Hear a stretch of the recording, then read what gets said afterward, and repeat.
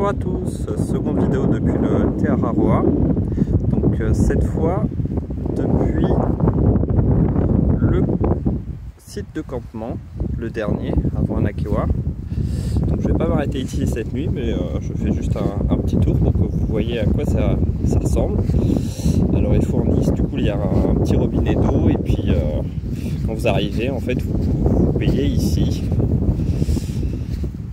C'est vraiment bien fait en fait. Si vous n'êtes pas enregistré en ligne, vous pouvez juste prendre un petit formulaire, le remplir, mettre les 10 $ dedans et payer ici.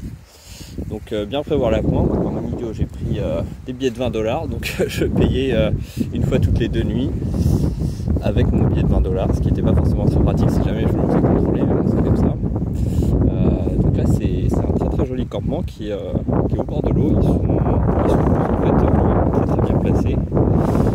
Là vous pouvez voir sur la vidéo, c'est assez couvert, il y a quand même pas mal de vent, il fait bien frais, mais le terrain est sympa quoi, avec du beau gazon, une petite table pour pique-niquer. Là vous voyez mon sac. Donc moi je vais pas rester ici cette nuit, donc j'ai pas mis la tente. Donc comme vous pouvez voir, le sac est assez gros quand même. Il fait 25 kg, c'est peut-être un peu trop.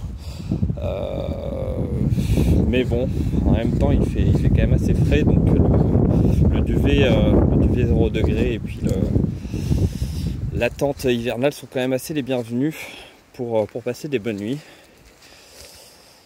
Donc là je m'avance à l'intérieur donc de la forêt. C'est pour rejoindre donc le chemin principal. Et donc dans cette petite vidéo, je vais juste vous présenter le Queen Charlotte Track que j'ai pas présenté sur ma première vidéo. Donc c'est un sentier de randonnée qui est dans les fjords en fait au nord de l'île du sud de la Nouvelle-Zélande. Il fait 71 km. Il part de Ship Cove et il arrive à Anakewa. C'est un sentier qui se fait généralement entre 3 et 4 jours.